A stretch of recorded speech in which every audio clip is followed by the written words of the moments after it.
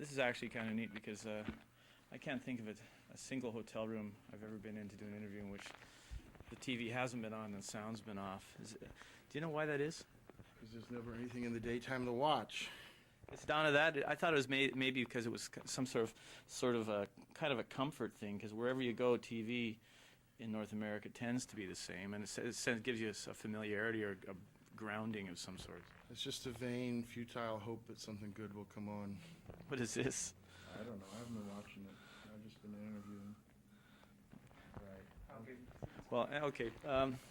I don't know how much this is going to end up in the interview anyway, so it doesn't really matter. But the other thing is you've got the shortwave radio. I mean, is this the same thing? The vain hope that something will come through that you're going to interested? Shortwave is much more dependable. You can always find something interesting on shortwave.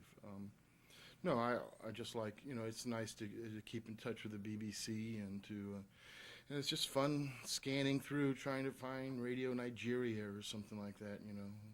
Is it a good source for songwriting? No, it keeps the days from being longer. It's just it's something to do. It's more interesting. I mean, we've always been more radio people than TV. It's just interesting. Yeah. When I interviewed you a couple of weeks ago, you said that when Pere Ubu formed, it was kind of like the Crosby, Stills, Nash and Young of the region, meaning it was like a supergroup of sorts, something. Yeah. So, but when Pere Ubu arrived with his first EPs and singles and such like that, you, by accident or maybe just serendipity or whatever it is, there you were part of a new wave scene. Yet, to people who've been following it, this is something that continued. Was a continuation of something that started a long time before. Mm-hmm. What was the original, say, musical influence or inspiration for Pere Ubu? The original influence was there was a brief generational window there in the early 70s where rock music looked like it was good to continue its growth from its early adolescence. It had already matured in the late 60s, and to those foolish enough to believe and to be true believers, we felt that it was our duty as we were coming to musical manhood in the early 70s to take on the torch, and to move forward. If the late 60s was the period where the continent was opened up by explorers, then if we'd use that analogy, then we felt it was our role now then to build the brave new world that had been discovered, the towns and villages and railroads and electrical lines and things. So that's who we were. Why we did what we did was because we found ourselves living at a peculiar time when the city that we were living in, the Midwest heavy industrialized city, was dying, where the people that lived there no longer understood the hopes and dreams and fears of the builders of 100 years before, and at nightfall they would flee to their campfires in the suburbs there to huddle around the glow against the unknown that was downtown. Well, we, being young and of a certain nature, embraced that which was downtown, that the thing that was unloved, and we loved it. But we had no language or grammar to describe, no vocabulary to describe the things that we were seeing and feeling. We stumbled across a way of production of music, as many people were searching, at that time in the 72, 73, 74 period, for something that would allow for a more complex and satisfying communication. Okay, and then when you arrived, the first album was Mercury, right? Mm-hmm. Was it a little unnerving or satisfying somehow, or reassuring that there were other bands that thought as you did, or did you find it a little bit, as I said, unnerving to find yourself part of a scene and labeled as such? You see, by the time the first album come out, the new wave had already been destroyed, and in the course of music, irrevocably and tragically ruined by the punk movement. The punk movement was an aberration Um, the punk movement was Joseph Stalin, you know, where you know maybe you know whereas the new wave had been the true believers in musical revolution, you know, the punk was a very conservative, reactionary force, dogmatic force that represented the triumph of style over substance and represented the triumph of appearance over reality, that represented the triumph of the Calvin Klein jean commercial.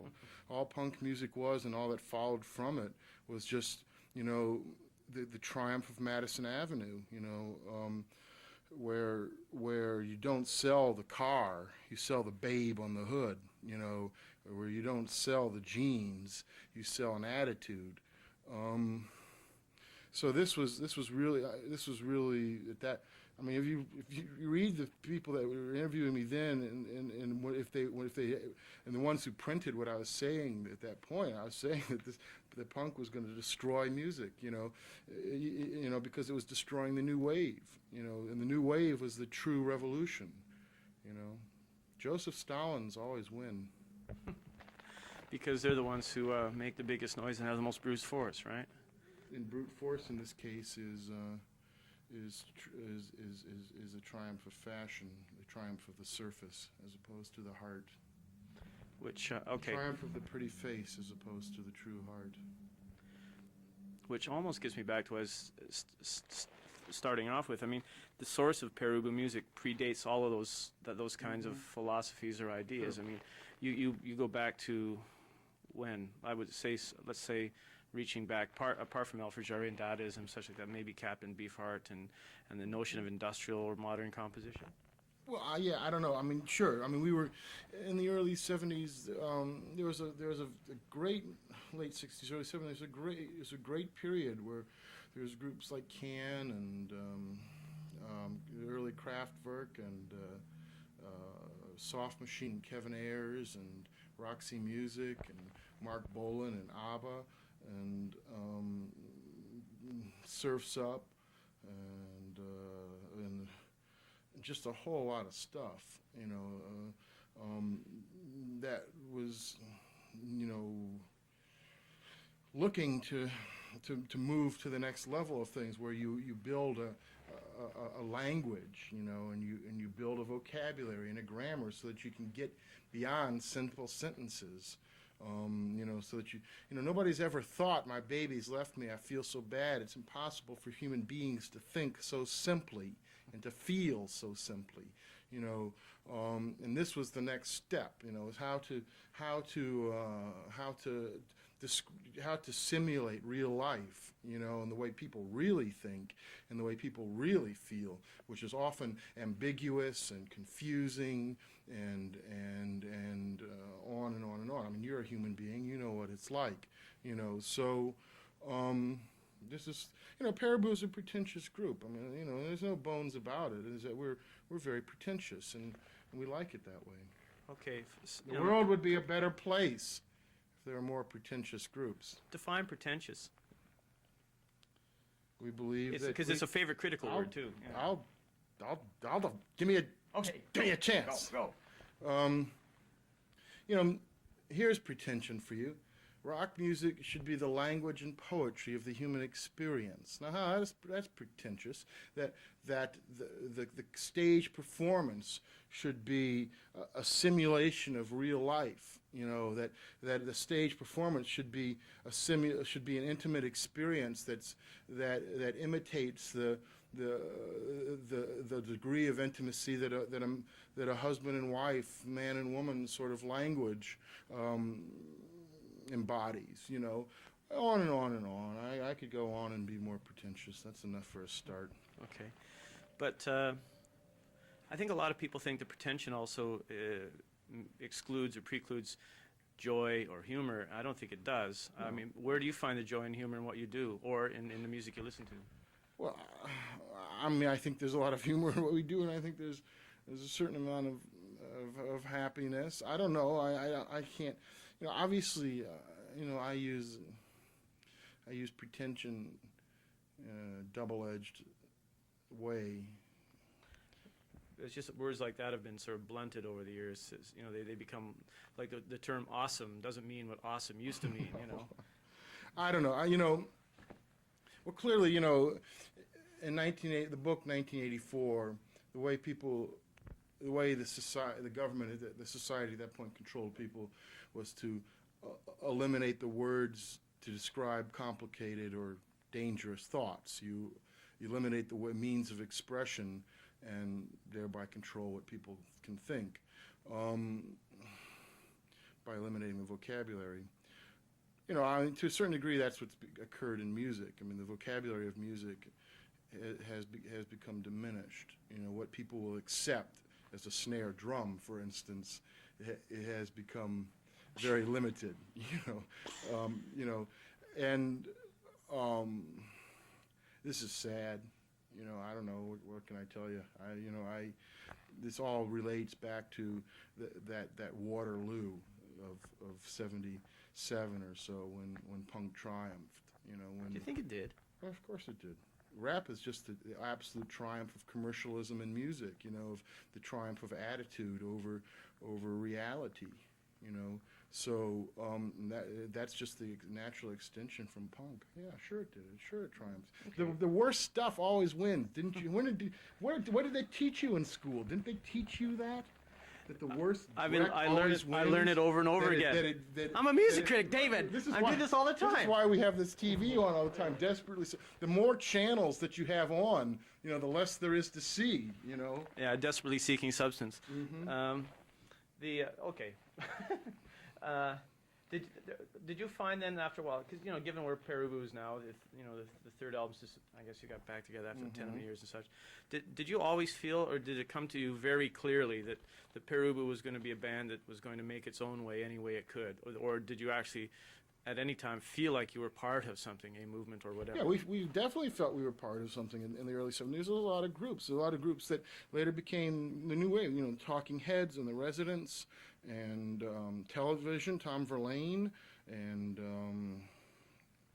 you know, I'll forget. Yeah, many other groups, Many but other they're still groups. going too. Known and unknown. Yeah. You know, yes, of course we felt part of something. We felt part of what we talked about as the new wave. Yeah. You know, of course.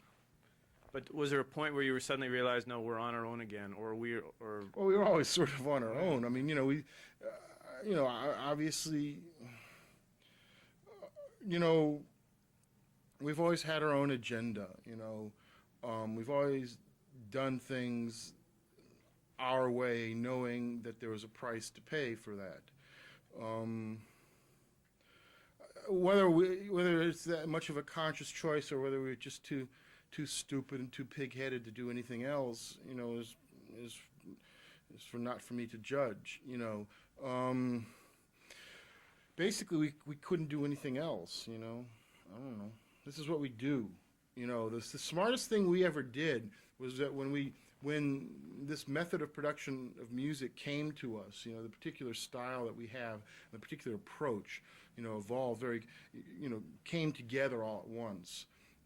The best thing we did was to not screw with it. You know, we said, oh, gee, this sounds pretty good, and we could probably do stuff with this machine, this glorious engine we've discovered of sound. You know, and the best thing we ever did was be smart enough not to mess with it. You know, our ideas are absolutely unchanged since '75. They're wonderful ideas. There's no reason to change them. You know.